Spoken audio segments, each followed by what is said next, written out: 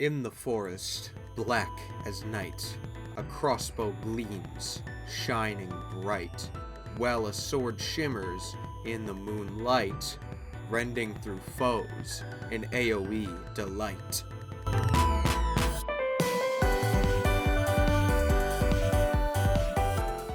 So to start us off, we're gonna dig into Pinky Apprentice Sinclair's kit first, as good old Gregor got the 2-page treatment while Sinclair has a nice rounded singleton, which is funny considering he's a Pinky and not an index. But jokes aside, Sinclair is a poise unit who just so happens to have bleed thrown in there, cause why not? For the uninitiated, poise is a self-inflicted status that lets you land critical hits. The higher the left number, the higher the crit chance. The higher the right number, the more crits you can do before running out of poise. Got it? Good. Now let's get on to the German boy's passives, shall we? Nothing too fancy here. Excess poise potency gained past a certain threshold becomes his special newfangled status, Moonlit Azure Blade. This status gives him a shield against incoming damage based on the stack, and makes him deal more damage when landing crits. Then, the second part of his passive states that when he does not attack for a turn, he heals sanity and gains slash power up. This is honestly a nice little addition, but nothing too groundbreaking if I have to be honest. Now his secondary passive gives him poise potency based on pride resonance, aka a built-in nebulizer, which is really good. And considering poise teams are usually overflowing with pride, this is likely to proc a good amount. But the real game changer is the next line. At X plus poise, gain poise count. This is really great, as keeping up count means you can dish out more critical hits without having to worry about losing your stack.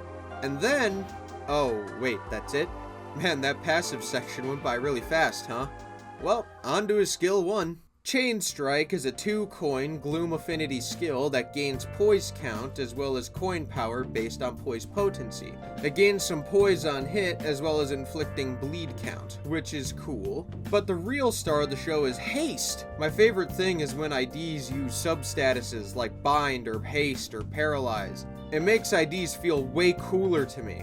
But there is another reason why Haste is good, and that reason is that as Limbus has gone on, enemies have gotten faster and faster. So, having Haste to help with outspeeding enemies is really nice. Do not sleep on Haste, it is so good. You gain Haste on hit with the second coin of the attack, and you gain even more if you do a crit and land heads. This is what I think the numbers will be. On to Nameless Slash. This skill is 2 coins and pride affinity. It is also an unfocused volley, which basically means it hits multiple targets but randomly splits the damage between them. So each coin could hit a different person, or they could all miraculously just hit the same one over and over. It gains base power based on your poise and then gains you some potency and count. Also bleed, I guess, as well as some extra damage on critical hits. But the real appeal is this line here. On crit heads hit, reuse coin. And then if you have enough Moonlit Azure Blade, you reuse it again, making this skill double its coin count from 2 to 4. Each use of these reused coins gives you poise count as well, meaning this skill is effectively free to use as it won't remove any of your count. Man, we are really blazing through these, huh? Here's my guess at the numbers for the skill 2. Everything up till now has just been appetizers for this skill 3. It's a single coin Wrath Affinity skill, and we will be skipping the top line for now and coming back to it. So, when you have a certain amount of Moonlit Azure Blade, this skill becomes unbreakable, which is a nice bonus. It gains coin power based on your poise and base power from your stack of Moonlit Azure Blade, as well as some nice extra poise. Now, on to the most important line. Gain attack weight based on your Moonlit Azure Blade stack, and then consume your Moonlit Azure Blade. Now, based on the trailer, we can assume you'll be able to gain a maximum of 3 attack weight, which means you can hit 3 people with this, which is some nice crowd control. But this is when the line we skipped comes back up. Deal more damage based on excess attack weight. Meaning, if there is only one target, this skill will deal extra damage to compensate for the lack of AoE. But it doesn't even stop there. You deal extra slash damage if you land a crit heads hit, which means a whole ton of extra damage. This is just all around insane, I must say. Genuinely wild skill 3, especially when you consider that Moonlit Azure Blade boosts crit damage even further. So this is just absolutely nutty. Oh, and you inflict some bleed too, I guess. Here's what I think the numbers will look like. But sadly, we must move past the super duper cool thing. Let's talk about his boring old defensive skill. He has a Pride Affinity Clashable Guard, meaning he can clash enemies with it. If he wins, he negates damage entirely.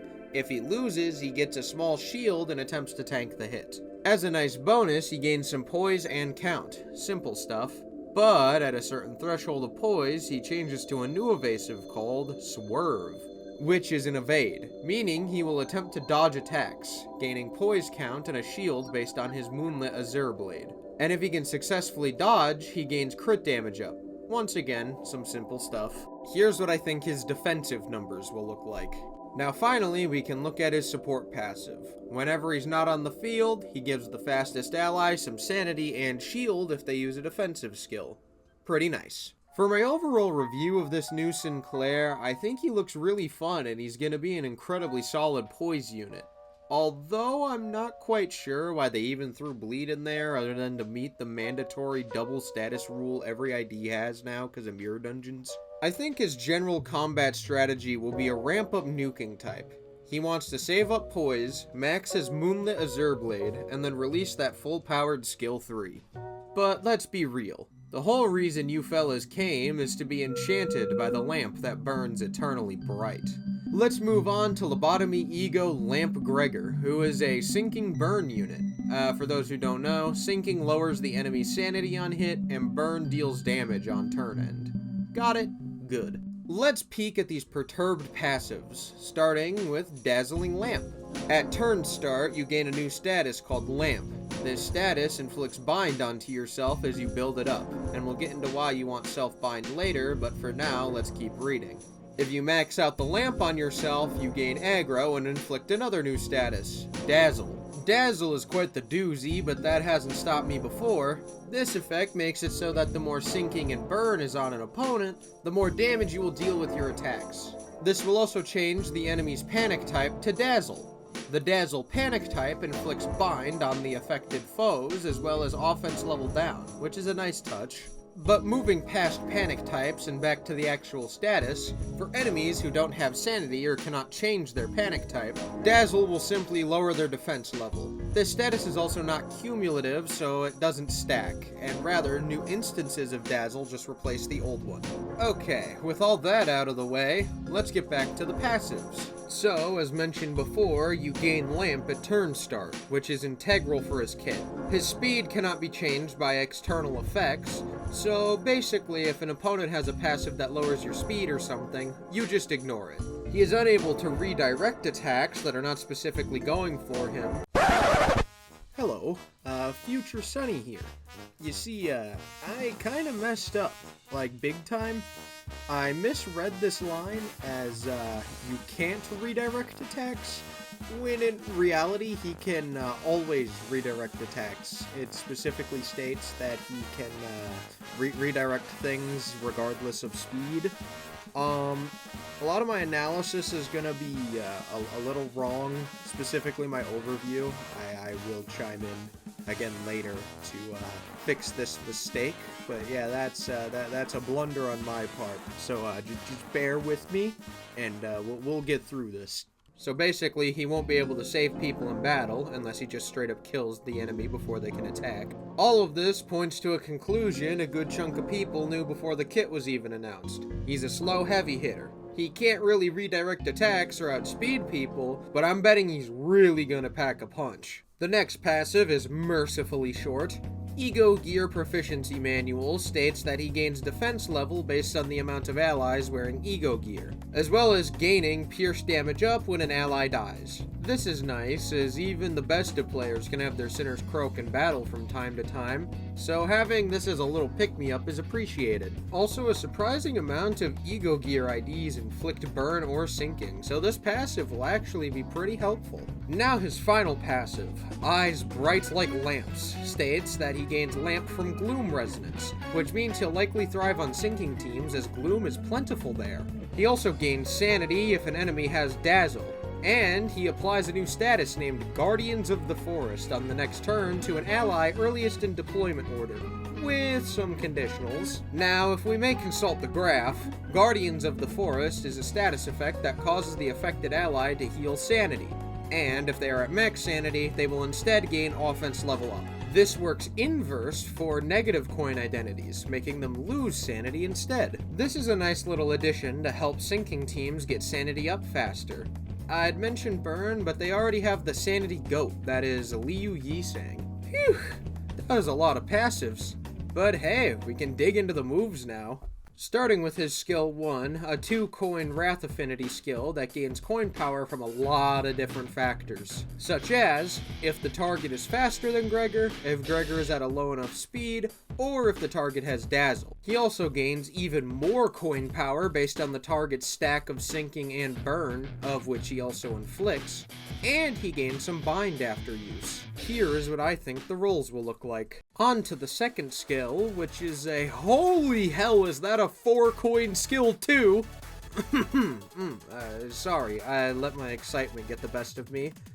Anyways, it's also Gloom Affinity. It has the same conditionals as the previous skill, the main difference being that the top 3 conditionals only give Clash power, while this line gives coin power. It inflicts some sinking and sinking count, then inflicts burn and burn count. A very solid skill overall, and the extra blunt damage on the first 2 coins is always appreciated. Now say it with me, folks. This is what I think the rolls will look like. Now his skill 3 is gonna knock your socks off and steal your wallet because it's quite the mouthful of text. So this skill, like its predecessors, has a ton of coin power conditionals. If target is faster, if you are slow enough, and if the target has Dazzle, as well as coin power based on sinking and burn. But as a nice little bonus, it has this extra line. All coins become unbreakable if target has Dazzle, as well as gaining some extra Clash power. Absolutely bonkers amount of conditionals, and we ain't even done. If this skill defeats the target, or if the target has a certain amount of Dazzle, you gain plus coin boost, which basically means all your skills roll higher next turn, including your E.G.Os. Now, there's an unspoken rule about Gregor IDs that gain plus coin boost, and that rule is that the floor of technological science is gonna get your ass. But onto the coin effects. You inflict some sinking and burn count, and then some potency. Then, on the third coin, you will deal more damage if your target is below a certain HP threshold, or has Dazzle. Oh, and also, if the target has Dazzle, you deal an extra chunk of gloom damage. Here's what I think the numbers will shake up to be. Next up is his Clashable Guard. A lot less cool than the skill 3, but hey, what can you do? It's a single coin and Gloom Affinity, which helps keep resonance for his Eyes Bright passive. When using this skill, you gain some extra lamp, but the more you gain, the more damage you deal to yourself. The self-damage dealt cannot kill you directly, but it's advised to be careful when using this as it can put you in danger. The skill also applies haste to your allies based on how much bind Gregor has. The haste prioritizes the slowest allies on your team, which, as I said before, is super nice. As foes get faster, being able to keep pace is great. And for one final time, this is what I think the numbers will look like. Now for the last piece of his kit. Let's examine his support passive. The ally earliest in deployment gains aggro and blunt damage up when they have a negative status effect. Pretty solid, but might end up being a little too situational to be of great use, in my humble opinion. Now for my overall review. I think this unit is just delightful. E.G.O gear units are always high up in my favorites, and they tend to roll pretty well too, so I have faith he won't get done dirty with bad stats. Also, this is literally the Big Bird ID, so there is no way they fumble his numbers. Also, I'm just really excited that they incorporated diffraction into his kit with the skill 2 and guard. I was afraid they would just forget about it and not use it that much. I'm also thinking he will fit nicely into both burn and sinking teams, but probably better on sinking as Firefist Gregor is literally John Byrne, so... Hello, Future Sunny here. I've come to correct my combat strategy section as last time it was completely wrong. You want to use Gregor's ability to redirect focus to protect your teammates and tank damage.